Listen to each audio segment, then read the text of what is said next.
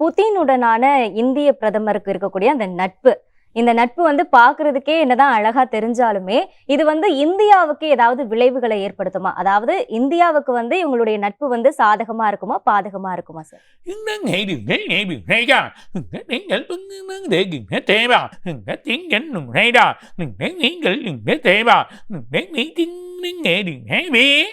உண்மையான அடிப்படையான நட்பே தான்.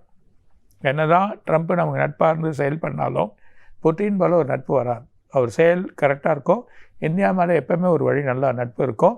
அது இல்லாமல் அவர் மூலிமா நமக்கு சாதகங்கள் அதிகமாக இருக்குது. ஸோ நாளைக்கு அமெரிக்காவே போர் தொடுத்தாலும் ரஷ்யா வந்து நிற்கும். ரஷ்யா நிற்கிறப்போ அமெரிக்கா பின்வாங்கும். ஸோ அந்த மாதிரி நிலைமை ஏற்படுறதுக்கான வாய்ப்பு உண்டு.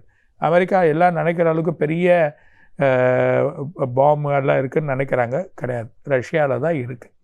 ஸோ அதனால் இந்தியா கிட்ட எப்போவுமே அமெரிக்காவே பயப்படும். அந்த மாதிரி சூழ்நிலை ஏற்படுறதை நம்ம பார்க்க போகிறோம். ஒரு காலகட்டத்தில் அமெரிக்காவுக்கு ஒரு பெரிய ப்ராப்ளமே ஏற்பட போகுது. அந்த ப்ராப்ளங்கள் ஏற்படுற சூழ்நிலையை நம்ம எல்லோரும் எதிர்பார்ப்பாங்க. சில விஷயத்தில் அமெரிக்கா பின்வாங்கக்கூடிய நிலைமையை நம்ம பார்ப்போம் அப்படின்றத சொல்கிறாங்க.